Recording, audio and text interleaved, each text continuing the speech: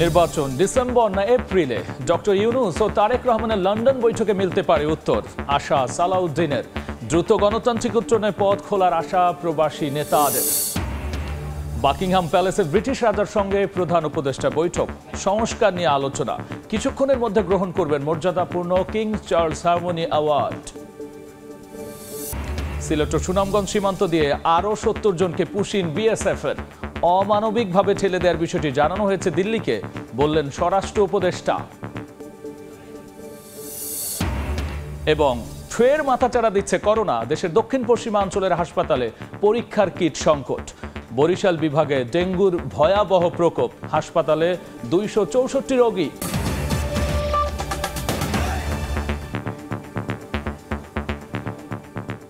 জনপদের সময় সঙ্গে আছি আমি গোলাম রাব্বি।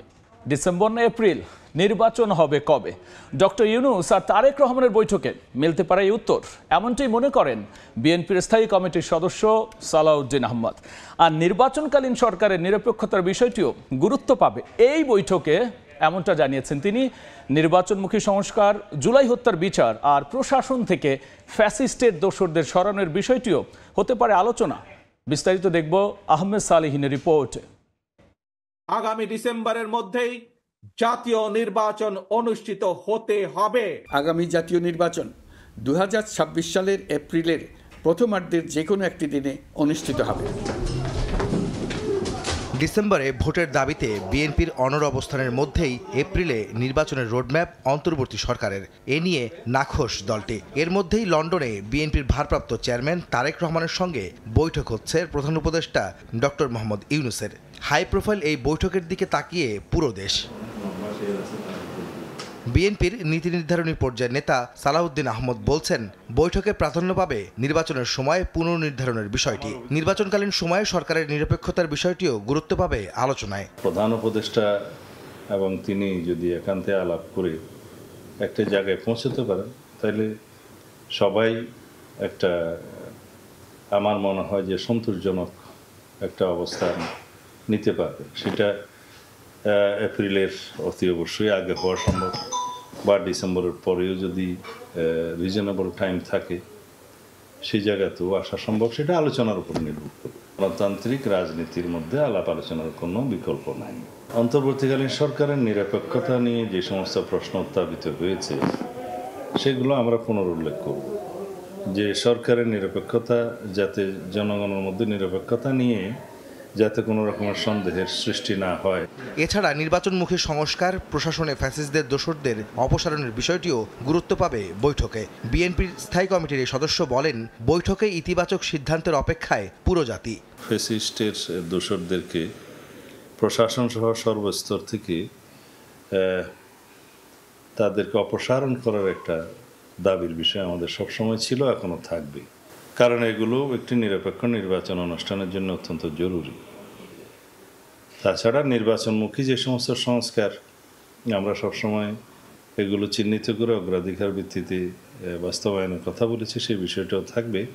জুলাই সনদ ছাড়াও গণহত্যার বিচার প্রসঙ্গে আলোচনা হবে বলে জানান বিএনপির এই নেতা। যে 1 মাসের ভিতরে। আহমেদ সালেহিন, সময় সংবাদ, ঢাকা। এদিকে প্রধান উপদেষ্টা ডক্টর মোহাম্মদ ইউনূস ও বিএনপির ভারপ্রাপ্ত চেয়ারম্যান তারেক রহমানের বৈঠকের দিকে তাকিয়ে দেশ। কাল স্থানীয় সময় সকালে লন্ডনের ডরচেস্টার হোটেলে হবে এই বৈঠক। বিশ্লেষকরা বলছেন, আলোচনায় মিলতে পারে দেশের রাজনৈতিক সংকটের সমাধান আর দ্রুত গণতান্ত্রিক উত্তরণে পথ খোলার আশা প্রবাসী নেতাদের। লন্ডন থেকে শোয়েব কবিরের রিপোর্ট। বাংলাদেশের অন্তর্বর্তী সরকারের প্রধান উপদেষ্টা ডক্টর মোহাম্মদ ইউনূস এবং বিএনপির ভারপ্রাপ্ত চেয়ারম্যান তারেক রহমানের মধ্যে শুক্রবার গুরুত্বপূর্ণ বৈঠক অনুষ্ঠিত হতে যাচ্ছে। সেন্ট্রাল লন্ডনের ডরচেস্টার হোটেলে স্থানীয় সময় সকাল 9টা থেকে 11টা পর্যন্ত এই বৈঠক অনুষ্ঠিত হবে।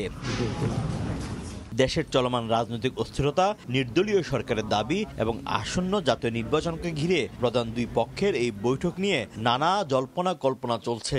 রাজনৈতিক বিশ্লেষকরা বলছেন, এটি হতে পারে সংকট সমাধানের ইতিবাচক সম্ভাব্য ভিত্তি।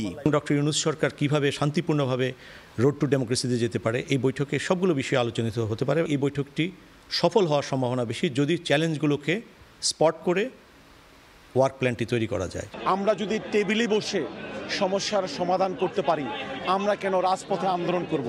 যুক্তরাজ্য বিএনপি নেতারা এরই মধ্যে বৈঠক ঘিরে প্রস্তুতি নিয়েছেন। হোটেলের বাইরে অবস্থান নিয়ে তারা দলীয় সংহতি জানাবেন বলে জানা গেছে। আমাদের নেতাকে সাথে যদি ইউনূস সাহেব থাকবেন, তার একটা সম্মান পাবে আমাদেরকে। কেন? Why not? We respect everybody. দীর্ঘ 15টি বছর আমাদের প্রিয় নেতা প্রবাসে থেকে এই গণতন্ত্রের জন্য, মানুষের ভোটের অধিকারের জন্য লড়াই করেছেন। প্রবাসী বাংলাদেশিদের অনেকে মনে করছেন এই বৈঠক দেশের জন্য আশার বার্তা নিয়ে আসতে পারে। সবার নজর এখন লন্ডনে ডক্টর মোহাম্মদ ইউনূস ও তারেক রহমানের বহুল প্রতীক্ষিত 2 ঘন্টার বৈঠকের দিকে। রাজনৈতিক সংকট নিরসনের নতুন টার্নিং পয়েন্ট খুলে দিবে সমঝোতার নতুন দুয়ার, নাকি সংকট আরও ঘনীভূত হবে? শুক্রবারের এই বৈঠক ঘিরে এখন চলছে নানা জল্পনা কল্পনা। শোয়েব কবির, সময় সংবাদ, লন্ডন। বাকিংহাম প্যালেসে প্রধান উপদেষ্টা ডক্টর মোহাম্মদ ইউনূসকে স্বাগত জানিয়েছেন রাজা তৃতীয় চার্লস। রাজার আমন্ত্রণে বাংলাদেশ সময় বিকেল 4:30টায় বাকিংহাম প্যালেসে পৌঁছান ডক্টর ইউনূস। সেখানে একান্ত বৈঠকে বাংলাদেশ যুক্তরাজ্যের সম্পর্ক, জলবায়ু পরিবর্তন, বৈশ্বিক মানবিক সংকট তারা আলোচনা করেন। বৈঠকে ডক্টর ইউনূসের শান্তি উন্নয়নে ভূমিকা, তরুণদের ক্ষমতায়নের বিষয়টি প্রশংসা করেন রাজা তৃতীয় চার্লস। প্রধান উপদেষ্টার প্রেস সচিব জানিয়েছেন, দেশের পরিবর্তিত পরিস্থিতি এবং সংস্কার প্রক্রিয়া নিয়ে ব্রিটিশ রাজার সঙ্গে কথা বলেছেন প্রধান উপদেষ্টা। আজ সম্মানজনক কিংস চার্লস হারমোনি অ্যাওয়ার্ড প্রধান উপদেষ্টার হাতে তুলে দেবেন রাজা চার্লস।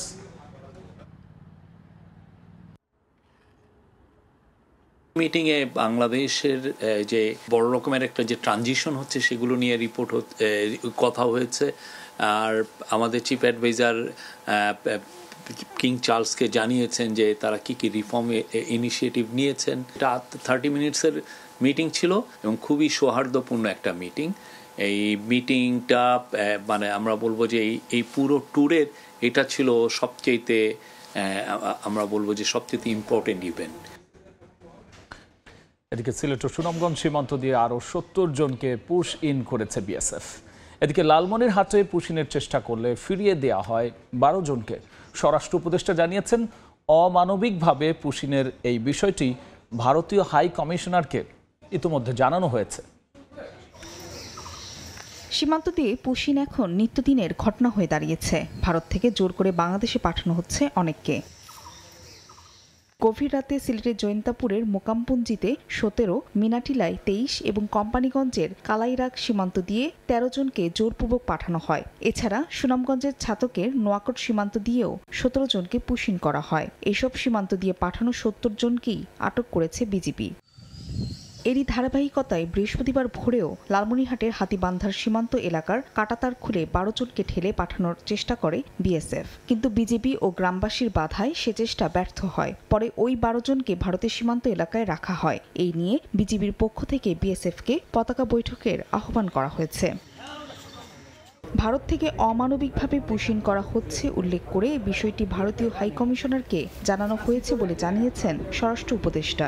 বাংলাদেশি নাগরিক যদি ওই অগদেশে থাকে আমরা অবশ্যই নিব, কিন্তু তারা একটা প্রপার চ্যানেলে আসতে হবে। ওনারা করে নাকি এটা ফলো না করে এই জঙ্গলে রাস্তা দেখি জায়গায় না ওই সব জায়গায় গিয়ে করে, এটা একটু অমানবিক। এছাড়া যারা ভারতে অবস্থান করছেন প্রয়োজনে তাদের বৈধভাবে ফেরত নেওয়া হবে বলে জানিয়েছেন স্বরাষ্ট্র উপদেষ্টা। হাই কমিশনার আছে দিল্লি, তাকে ওইটা বলা হয়েছে। ফাহরিয়া ফারজানা, সময় সংবাদ। দেশের দক্ষিণ পশ্চিমাঞ্চলের হাসপাতালগুলোতে নেই করোনা ভাইরাস পরীক্ষার পর্যাপ্ত কিট। স্বাস্থ্য বিভাগ বলছে, খুলনার 2টি সরকারি হাসপাতালে প্রায় 70টি কিট থাকলেও বিভাগের অন্য কোনো হাসপাতালে একটিও নেই। আর এ কারণে মিলছে না সংক্রমণের কোনো তথ্য। এদিকে সরকারি নির্দেশনা পেয়ে স্বাস্থ্যবিধি মানতে কড়া সতর্কতা জারি করেছে স্বাস্থ্য বিভাগ। আবারও বরিশাল বিভাগ জুড়ে ভয়াবহ আকার ধারণ করেছে ডেঙ্গু।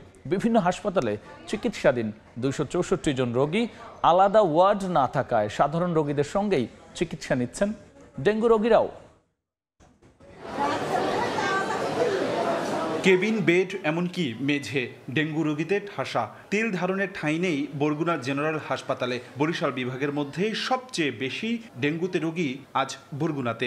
এখানের কিছুই পাওয়া যায় না, শুধু ট্যাবলেট পাই, 2টা নাপা ট্যাবলেট দেয়। রোগীর যে 2টা ভাত পাই বেহাও পাইতেছে না। আমাদের যে সুচিকিৎসা সেটা এই বরগুনা জেনারেল হসপিটালে এই মুহূর্তে নেই। বাসার আশেপাশে রাঙিনা পরিষ্কার পরিচ্ছন্ন থাকলে, জমা পানি না থাকলে ডেঙ্গু এতখানি বিস্তার লাভ করতো বলে মনে হয় না। এক্ষেত্রে সামাজিকভাবে সবারই দায়িত্ব আছে ডেঙ্গুটাকে নিয়ন্ত্রণ করার। বরিশাল সহ দক্ষিণাঞ্চলে ডেঙ্গুর ভয়াবহতা বাড়ছে। গত 24 ঘন্টায় নতুন করে আক্রান্ত হয়েছেন 89 জন। বরিশাল বিভাগের বিভিন্ন হাসপাতালে 264 জন এখন চিকিৎসা নিচ্ছেন। বিভাগের সবচেয়ে বড় চিকিৎসা কেন্দ্র বরিশাল শের-ই-বাংলা মেডিকেল কলেজ হাসপাতালে দেখা যায় ডেঙ্গু আক্রান্তদের আলাদা কোনো ওয়ার্ড করা হয়নি, রাখা হয়েছে অন্য সাধারণ রোগীদের সঙ্গে, টাঙানো হয়নি মশারি। এতটাই জ্বরের তাপমাত্রা ছিল, কোনোভাবে কন্ট্রোল আসে নাই, পরে খিচুনি উঠে গেছে। ডেঙ্গু ওয়ার্ডে ভর্তি দিয়েছে, কিন্তু ডেঙ্গু ওয়ার্ডে থাকার মতো কোনো বেড নাই। এক বেডে 2 জন রোগী শুয়ে আছে। রোগী অনেক, বুঝছেন, রোগীর বসার কোনো অবস্থান নাই। আমাদের রোগীর চাপের কারণে বেডে রোগী থাকে, বেডের নিচে থাকে, সিঁড়ির কোনায় থাকে, চিপা চাপা সব জায়গায় রোগী থাকে। আমরা যেখানে জায়গা পাই সেখানে রুগী দিই। এদিকে বরিশাল শহর জুড়ে 2 মাস ধরে ব্যাপকভাবে পরিষ্কার পরিচ্ছন্নতা কার্যক্রম চালানো হচ্ছে দাবি করে সিটি কর্পোরেশন বলছে ডেঙ্গু মোকাবেলায় সবার সচেতনতা বাড়াতে হবে। 5টা টিমের মাধ্যমে নগরী পরিষ্কার পরিচ্ছন্নতা কাজ চলতেছে, যাতে মশা না বাড়ে এবং ভবিষ্যতে বর্ষা জলবদ্ধ না হয়। এই দুটো দিক চিন্তা করেই আমরা এই নগরী পরিষ্কার পরিচ্ছন্ন কাজ চালাইতেছি। চলতি বছরের প্রথম 5 মাসে বরিশাল বিভাগে 4 জন ডেঙ্গুতে মারা গেছেন। আক্রান্ত হয়েছেন 2362 জন। অপূর্ব অপু, সময় সংবাদ, বরিশাল। তীব্র গরমে হাঁসফাঁস জনজীবন, বেশি বিপাকে পড়েছেন শ্রমজীবীরা। আবহাওয়াবিদরা বলছেন এমন ভ্যাপসা অবস্থা থাকবে আরও 2-3 দিন। গ্রীষ্মের শেষ প্রান্তে তীব্র গরমে পুড়ছে দেশ। রাজশাহী, পাবনা, রংপুর ও নীলফামারীতে তাপমাত্রা ছুঁয়েছে 37 ডিগ্রি সেলসিয়াস। প্রখর রৌদ্রে হাঁসফাঁস জনজীবন। তাপপ্রবাহে বাইরে বের হওয়াই দায় মানুষের। বিনা বৃষ্টিতেই ভিজে যাচ্ছে শরীর। ভ্যাপসা গরমে বেশি বিপাকে পড়েছেন শ্রমজীবীরা। তাপদাহের কারণে বেশিরভাগ সময় ছায়ায় বসে অলস সময় পার করছে তারা। তাপ অতিরিক্ত, চাকা খালি লিক হচ্ছে, খালি লিক। প্যাসেঞ্জার পাওয়া যায় না ঠিকমতো গরমের জন্য। 1-150 গ্লাস বেচতাম, এখন ডবল বিক্রি হইতেছে। আবহাওয়াবিদরা বলছেন বাতাসে জলীয় বাষ্পের পরিমাণ বেশি থাকায় বেশি গরম অনুভূত হচ্ছে। এমন অবস্থা থাকবে আরও 2 থেকে 3 দিন। রোববার থেকে দেশের বিভিন্ন এলাকায় বৃষ্টির সম্ভাবনা রয়েছে। আশা করছি আগামী রবি সোমবারের দিক থেকে মৌসুমি বায়ুটা সক্রিয় হবে এবং সেই ক্ষেত্রে বৃষ্টিপাতের প্রবণতাটা সারা দেশে বৃদ্ধি পাবে। যখনই বৃষ্টিপাত সারা দেশে বৃদ্ধি পাবে, তাপমাত্রাটা আস্তে আস্তে কমে আসবে এবং তাপপ্রবাহটা প্রশমিত হবে। তবে বৃষ্টি হলেও বাতাসে জলীয় বাষ্প বেশি থাকায় ভ্যাপসা গরম থেকে পুরোপুরি মুক্তি মিলবে না বলে জানান আবহাওয়াবিদ। শবনব নিবিড়, সময় সংবাদ, ঢাকা। নড়াইলে বালু বোঝাই ট্রলির ধাক্কায় দম্পতির মৃত্যু হয়েছে। এদিকে দিনাজপুরে প্রাইভেট কারের চাপায় প্রাণ গেছে এক নারীর। দুপুরে নড়াইলের বড়দিয়াগামী অটোরিকশাটিকে চাপা দেয় বালু বোঝাই ট্রলি।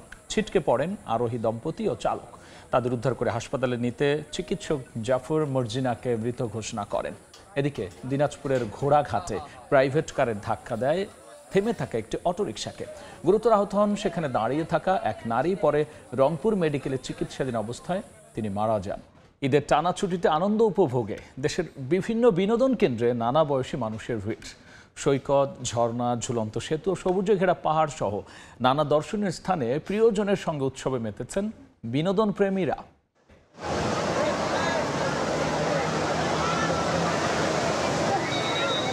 ঈদের টানা ছুটিতে সৈকত শহর কক্সবাজারে বাঁধ ভাঙা আনন্দে মেতেছেন ভ্রমণ পিপাসুরা। সাগর তীরে পর্যটকদের ঢল। নোনা জলে খুনসুটি কিংবা স্মৃতির ফ্রেমে নিজেদের বন্দী করতে ব্যস্ত অনেকেই।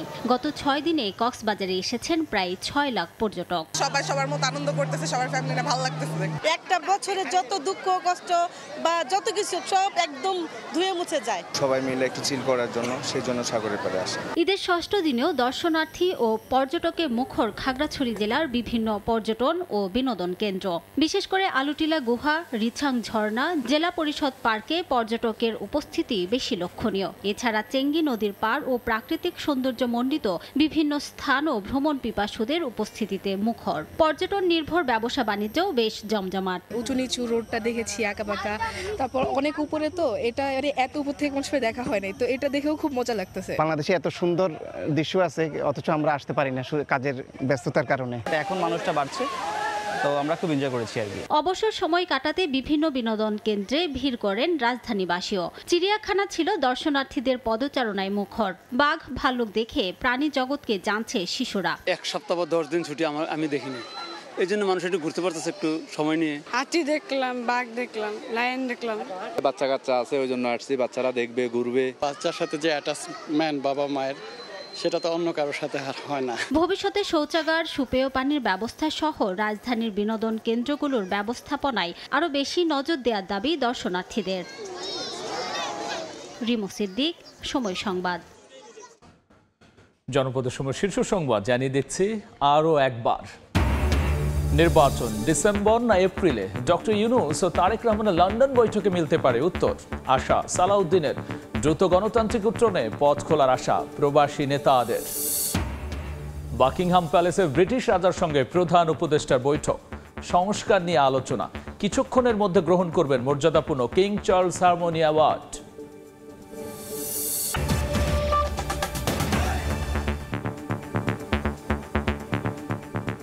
এই ছিল জনপদের সময়। সঙ্গেই থাকুন সময়ের।